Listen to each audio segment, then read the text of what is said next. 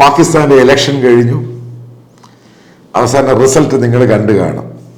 ആര് ജയിച്ചു ആര് തോറ്റു എന്ന് പറയാൻ പറ്റത്തില്ല. ഇമ്രാൻഖാൻ്റെ പാർട്ടിക്ക് ചിഹ്നം കൊടുത്തില്ല. ഇമ്രാൻഖാൻ ജയിലിനകത്ത്. അതിനുശേഷം ഷബാസ് ഷെരീഫ്, അതായത് നവാസ് ഷെരീഫിൻ്റെ ബ്രദർ വീണ്ടും അവിടുത്തെ പ്രധാനമന്ത്രിയാകും എന്ന് പറയുന്നു. ബേനസീർ അലി ഭൂട്ടോയുടെ ഭർത്താവ് അവിടുത്തെ പ്രസിഡന്റ് ആകാൻ സാധ്യതയുണ്ടെന്ന് പറയുന്നു.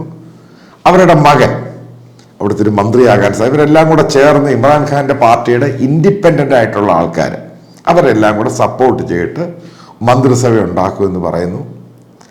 ഇതൊക്കെ പറച്ചിലാണ്. ഇതൊക്കെ എവിടെ പോയി വരെ എത്ര നാൾ 6 മാസം നിൽക്കുമോ 1 വർഷം നിൽക്കുമോ എന്ന് പറയാൻ സാധിക്കില്ല.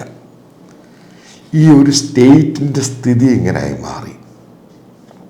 ഇമ്രാൻഖാൻ ആരാ മകൻ? 4-5 പ്രാവശ്യം പാകിസ്ഥാൻ പ്രധാനമന്ത്രിയായി. കഴിഞ്ഞ പ്രാവശ്യം പാകിസ്ഥാൻ്റെ ഭൂരിപക്ഷം നഷ്ടപ്പെട്ട് പാർലമെൻറ്റിൽ നിന്ന് റിസൈൻ ചെയ്യുന്ന സീനുകളെല്ലാം കണ്ടത്. ആദ്യം സ്പീക്കറെ കൊണ്ട് റിസൈൻ ചെയ്യിപ്പിക്കുന്നു, പിന്നെ മറ്റുള്ള മന്ത്രിമാരെ കൊണ്ട് റിസൈൻ ചെയ്യിപ്പിക്കുന്നു, ഒഫീഷ്യൽസിനെ കൊണ്ട് റിസൈൻ, അതായത് മുഴുവനും മെസ്സാക്കി മാറ്റി ഇമ്രാൻഖാൻ. ആ ഇമ്രാൻഖാനാണ് ജനാധിപത്യത്തെ പറ്റി പറയുന്നത്. അതാണ് ഒരു ഇസ്ലാമിക രാജ്യമായ പാകിസ്ഥാൻ്റെ ഏറ്റവും വലിയ ശാപം എന്ന് പറയുന്നത്.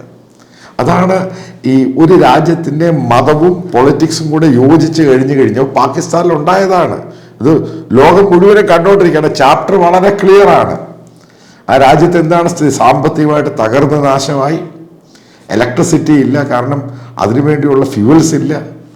ആ രാജ്യത്തിൻ്റെ പൊളിറ്റിക്സിനെ പറ്റിയാണ് പറയുന്നത്. പട്ടാളമാണെങ്കിൽ ഏറ്റവും കൂടുതൽ മേൽക്കോയ്മ. അവിടുത്തെ സമ്പദ്ഘടനയിൽ പട്ടാളത്തിന് വലിയ സ്വാധീനമുണ്ട്. 4/3 സമ്പദ്ഘടനയുടെ അധികാരം എന്ന് പറയുന്നത് അവിടെ പട്ടാളമാണ് കൈകാര്യം ചെയ്യുന്നത്. അതായത് ഒരു കേരളത്തിലെ ചില ആൾക്കാർ പാകിസ്ഥാൻ എന്ന് പറഞ്ഞ രാജ്യത്തെ പറ്റി പറയുമ്പോൾ ആവേശം കൊള്ളുമ്പോഴുണ്ടായ സംഭവമാണ്. പിന്നെ അത് മാത്രമാണോ? ടെററിസം. ഇന്ന് പാകിസ്ഥാൻ തന്നെ ഏറ്റവും വലിയ ടെററിസം നേരിടുന്ന ഒരു രാജ്യമായി മാറി.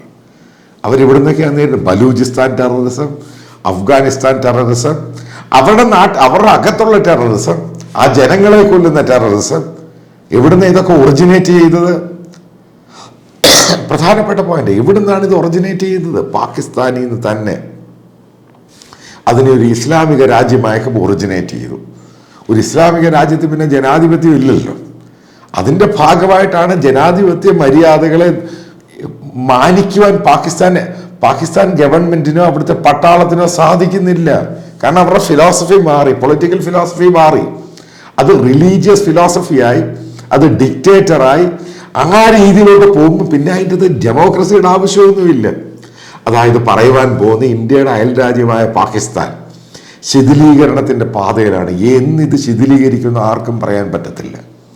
പല സ്റ്റേറ്റുകളും പല പ്രൊവിൻസുകളും അടിയും ബഹളവും പ്രശ്നവുമായിട്ട് എത്രമാത്രം ബോംബുകളാണ് ഓരോ ദിവസവും പൊട്ടുന്നത് അതിനുപോലും കണക്കുകൾ. കാരണം പോലീസിനും അവിടുത്തെ പട്ടാളത്തിനും അവിടുത്തെ ഇന്റേണൽ കോൺഫ്ലിക്റ്റ് കൈകാര്യം ചെയ്യാൻ പറ്റുന്നില്ല. അവരൊരു സമയത്ത് ഏറ്റവും കൂടുതൽ പിന്തുണച്ചിരുന്ന അറബ് രാജ്യങ്ങളായിരുന്നു. ഇന്ന് അറബ് രാജ്യങ്ങൾ പോലും ഈ പാകിസ്ഥാനെ പിന്തുണയ്ക്കുന്നില്ല. ഇൻക്ലൂഡിങ് ടർക്കി എന്ന് പറഞ്ഞ രാജ്യം പോലും പാകിസ്ഥാനെ പിന്തുണയ്ക്കുന്നില്ല. ഇനി പാകിസ്ഥാന് രക്ഷയുള്ള ഒരേ ഒരു രാജ്യം ഇന്ത്യയുടെ മുമ്പിൽ സറണ്ടർ ചെയ്യുക എന്നത് മാത്രമേ ഉള്ളൂ. അല്ലാതെ വേറൊരു വഴിയും പാകിസ്ഥാന് മുമ്പിലില്ല. അമേരിക്ക പോലും അവരെ സാമ്പത്തികമായിട്ട് സഹായിക്കാൻ തയ്യാറല്ല. ഇസ്ലാമിക രാജ്യങ്ങൾ തയ്യാറല്ല. പിന്നെ ആരാണ് അവരെ തയ്യാറാകുന്നത്? ചൈന പോലും അവരെ കൈയൊഴിഞ്ഞു. കാരണം ചൈനയിൽ ക്രൈസിസ് ആണ്. അപ്പം ഇന്ത്യ എന്ന് പറഞ്ഞ രാജ്യവുമായിട്ട് ഇവിടുത്തെ കാശ്മീരും ബഹളവും പ്രശ്നവും ടെറർ മോഡ്യൂൾസും ഉണ്ടാക്കുന്നതിന് പകരം നല്ല രീതിയിലുള്ള അഡ്മിനിസ്ട്രേഷൻ ഇന്ത്യയുമായിട്ടുള്ളൊരു ബന്ധത്തിൽ പാകിസ്ഥാൻ മുന്നോട്ട് പോയാൽ മാത്രമേ പാകിസ്ഥാൻ എന്ന് പറഞ്ഞ രാജ്യം നിലനിൽക്കുകയുള്ളൂ. അതിനിടയ്ക്ക് കോൺഗ്രസിൻ്റെ പഴയ മന്ത്രി നേതാവ് മണിശങ്കർ അയ്യർ പാകിസ്ഥാനെ പ്രകീർത്തിച്ച് വന്നിട്ടുണ്ട്. അതായത് നിങ്ങൾ ആദ്യം മനസ്സിലാക്കണം, മണിശങ്കർ അയ്യർ എന്ന് പറഞ്ഞാൽ ഇതേപോലെ ദുഷ്ടനായ കഥാപാത്രം, അതായത് വെറും വൃത്തികെട്ട കഥാപാത്രം. അതിനേക്കാൾ ഒരു പറയേണ്ടത് പാകിസ്ഥാൻ മുഖാന്തരം ഇന്ത്യയിലെ ടെറർ ആക്ടിവിറ്റി, ടെറർ മോഡ്യൂൾസ് എത്ര പേരാണ് കൊല്ലപ്പെട്ടത്? എത്രയോ ഇന്ത്യക്കാരാണ് തെറ്റിദ്ധരിക്കപ്പെട്ട് അന്തർദേശീയ തലത്തിലും ടെററായിട്ട് പോയേക്കുന്നത്? പാകിസ്ഥാൻ എന്താ ലോകത്തിന് സംഭാവന ചെയ്തത്? ലോകത്തെവിടെ ബോംബ് പൊട്ടിയാലും പാകിസ്ഥാൻകാരെ പുറകിലുണ്ട്. അത് ബോംബ് ഉണ്ടാക്കിയവനുണ്ട്, ബോംബ് വെച്ചവനുണ്ട്. ലോകം മുഴുവൻ ഇപ്പൊ ബ്രിട്ടനിൽ പോലും പാകിസ്ഥാൻകാരനെ പുറത്തായിക്കൊണ്ടിരിക്കുകയാണ്. കാരണം അവന്റെ കാര്യത്തിലും കയറി ഇടപെടാൻ പോകുന്നു. അപ്പൊ ഈ പാകിസ്ഥാൻ എന്ന് പറയുന്ന ഒരു രാജ്യത്തിനെ ഇതേപോലൊരു കണ്ടീഷനാക്കി മാറ്റി, ഏറ്റവും വേസ്റ്റുള്ള രാജ്യമാക്കി മാറ്റി, അതിനെ കൂടെ ഇസ്ലാം കൂടെ ഫിക്സ് ചെയ്ത് നാശക്കോടാലിയാക്കി മാറ്റി. ആരാണ് ഇതിന് ഉത്തരവാദി? ഉറപ്പായിട്ടും ഈ മതവും പൊളിറ്റിക്സും കൂടെ ഒരുമിച്ച് കലർന്ന് അവരിവിടെ ഭരിക്കുവാൻ വേണ്ടി രാഷ്ട്രീയക്കാർ കൊണ്ടുവന്ന് ആ രാജ്യത്തെ കുളവാക്കി. എവിടെ പോയി പാകിസ്ഥാൻ? നമ്മൾ പഠിക്കേണ്ട പോയിന്റാണ്. മതവും രാഷ്ട്രീയവും വേറെ വേറെയാണ്. അതിനെ ക്ലബ് ചെയ്താൽ ഉറപ്പായിട്ടും നശിച്ചു പോകും.